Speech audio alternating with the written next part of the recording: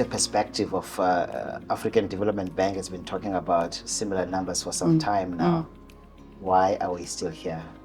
So, so between 550 million and 600 million Africans have no access to energy on the African continent. And that's going to grow if we don't do something about it, because obviously we've got the largest growing youth population on the planet is in the African continent. So, as you say, it's been spoken about for a long time and not much has changed. However, the African Development Bank and the World Bank have now come up with a very ambitious project called Mission 300. And the idea behind this is to provide energy access for 300 million Africans by 2030. I'm not sure we'll achieve that target, but I certainly think it's worth pursuing. And I do believe that we can get the rest of the world behind us as we try and embark on this very, very ambitious project. I would imagine this is one of the success stories you want to tell after the G20. What can we say to South Africans and Africans in general? Will this G20 promises or implement from as a legacy project on energy? No, absolutely. You know, we're the only African country that is a member of the G20. So when we got the opportunity to have, to host G20, we felt very strongly that there should be an African G20, not just a South African G20. And particularly in the Energy Transitions Working Group, which is run by the Department of Electricity and Energy, we actually made our third priority all about Africa. It's about Africa interconnectivity. It's about the way that we operate throughout Africa. It's about making sure that we provide energy access and security and affordable energy to Africa. So we have a couple of legacy programs that we hope that we can carry on with after this G20. One of those is our clean cooking program that we'll be working a lot with the AU on. But today we spoke a lot about the energy efficiency facility that we're launching. So this is being launched with the African Energy Commission, as well as the United Nations Environmental Program. So the idea behind this is that we launch a facility that starts to build on energy efficiency throughout Africa, but finds funding mechanisms, it assists with policy direction, it assists with regulatory frameworks. So this, we've sort of announced our intention today, and then in Addis Ababa in December at the Energy Efficiency Conference, this entire framework will be launched with South Africa at the helm in collaboration with AFREC and UNEP. And talking about African member states, where are we in terms of integration, especially around policy level? Yeah, I think, I don't think we've done enough. I wear this Africa United bangle every day of my life, because I do believe that Africa for too long, we've tried to operate independently. We've been a bit disparate. And as a result, I think we've lost opportunity to communicate as a bloc. So, I often hear that the EU speak about Team Europe, and I keep asking, where is Team Africa?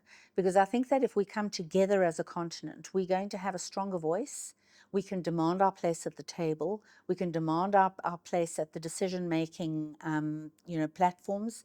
We bring a lot of resources as a continent, and for far too long we've been seen as beneficiaries and not as partners. So I think it's time that we start to merge as a continent. We start to unify our voices. We start to look at what we can do to collaborate as a continent, so that when we go and speak to the rest of the world and say, look, support us in this, we're coming in as partners and not as beneficiaries of largesse. So what we're excited about is that the new African Union Commissioner on Energy is a South African. We have a great relationship with her, and we feel that that's already started a great conversation between South Africa and the AU. And I think from that platform, we'll be able to launch a lot more in terms of the energy initiatives that we're trying to drive right throughout Africa. Egypt's got a great initiative that they were pronouncing at the Atomic World Forum in Moscow. And the question was, where is South Africa with nuclear energy? So we're still the only African country that has nuclear capabilities on the continent at this stage. So we've still got our 2 nuclear reactors at Koeberg, and we've got our Safari 1 research reactor at Pelindaba. So yes, Egypt are busy building 4 nuclear reactors. We commissioned a study on Africa's nuclear capabilities, which was presented at the last Energy Transition Working Group by the IAEA, which demonstrated that 22 countries on the African continent are in some process around nuclear. So there's definitely an evolution of nuclear on the African continent. So South Africa is still one of the leading countries. We're founding members of the IAEA, but we have stalled our nuclear program for a long time. Our IRP, our Integrated Resources Plan, should be coming out in the next couple of weeks, and that is our electricity blueprint with two timelines. It's got the 2030 and the 2050, and in that, there's quite a strong nuclear leaning for us. So we're looking at, hopefully at some point within the next few years, starting a process to build more nuclear reactors. We also have begun the procurement of another nuclear research reactor for Nexus, so that we can increase our nuclear capabilities in terms of nuclear medicine and research. We still remain one of the top 5 countries for radioactive isotopes, which means that our role in nuclear medicine is still very, very highly regarded. And there have been several occasions where we had to carry the rest of the world where there have been issues around the production thereof. So we still have a place, but we're going to have to up our game if we want to stay at the helm in Africa. Sure. I hear most of this from brand South Africa, and I ask myself, young South Africans don't know that we are in the nuclear game, and yet I don't hear whether it's schools, whether communication, be any government communications about nuclear. And most people, when you still talk about nuclear, risk comes first in mind. What is it that you are doing just to get people to understand the technology first before even it arrives? Well, look, I think one of the things is that the nuclear had a bad rap. I mean, we saw nuclear as this dangerous thing. It was a weapon. So it had been weaponized. It was a negative. There were a lot of negative connotations. What has happened over the years is that nuclear has started to evolve as a clean technology. The rest of the world has now adopted it as a clean technology. There are currently 65 reactors being built around the world. So suddenly there's this shift in mindset around nuclear and what that means. So we are definitely trying to focus more on the benefits of nuclear. There's a lot of nuclear medicine. We're involved in nuclear and agricultural space. There's, atoms for health. There's atoms for food. So there's a lot of benefits from having nuclear programs running. So our plan is to start speaking more about the benefits of nuclear, to start educating people on how clean nuclear is, how safe it is. There's only ever been one real nuclear disaster, and that was in the 80s, and that was Chernobyl. Fukushima was a natural disaster that impacted a nuclear site, and that was why it was deemed a nuclear issue. So nuclear is actually very safe. It's very highly regulated. So we really want to get people more involved and more excited about nuclear as a potential fuel source for energy, but also for other opportunities. If I recall properly, you mentioned that energy efficiency is a human imperative. The question is, how will the AEEFF make a difference in the lives of just ordinary people, especially around women and youth that you mentioned that still lack and most sources? This doesn't matter which technology or source of energy, but they still in the dark pretty much so. Absolutely. And I mean, as I said, I've already told you the numbers for people who don't have access to electricity. But we also have over 1 billion people on the African continent that are still using unclean fuel sources to cook with. And that's impacting very heavily on people's health, particularly women and small children, because they're inhaling a lot of, toxins. So clean cooking is something that we're focusing very strongly on. It is one of our priority outcomes for the G20 for the Energy Transition Working Group. We talk about energy efficiency as the first fuel. Effectively, it's fuel you don't have to, it's energy you don't have to generate, because if you're saving energy, you then don't have to generate the equivalent that you need. So in South Africa, we're doing a lot around retrofitting. We're trying to make homes more energy efficient.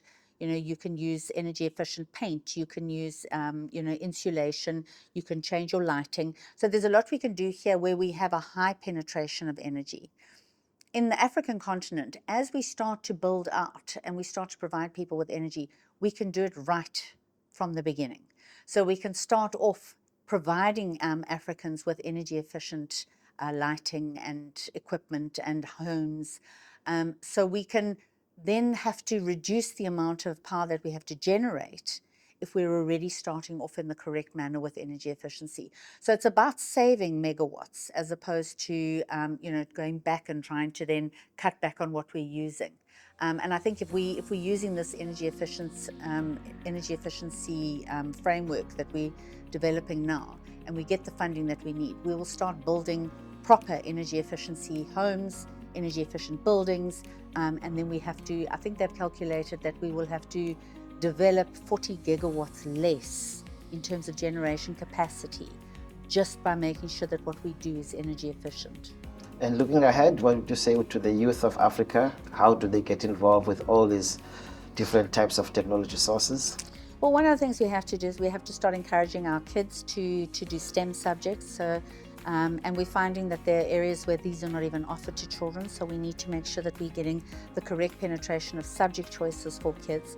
You can't build an engineer out of an environment where they don't have the opportunities. So we as a government have to make sure that we're providing the absolute best opportunities for our young people to get involved in the energy sector. It is such a revolutionary sector. Africa is on the verge of an energy revolution. And I think the opportunities are going to be endless. So it's about education, it's about taking the opportunities where you find them, it's about reaching out, engaging with, with the energy companies, it's about engaging with, your departments. So we're just saying, reach out to us. We're looking at building in South Africa. We've got a youth strategy that we're working on. We want to ask people for input, make sure that we're actually doing things that speak to the youth and give the youth the opportunities that they need. But believe me, that for the youth, the energy revolution is coming and it's going to be huge. Graham-Mare, thank you for joining us on BRICS Africa channel. It's an absolute pleasure. Thank you very, very much for having me.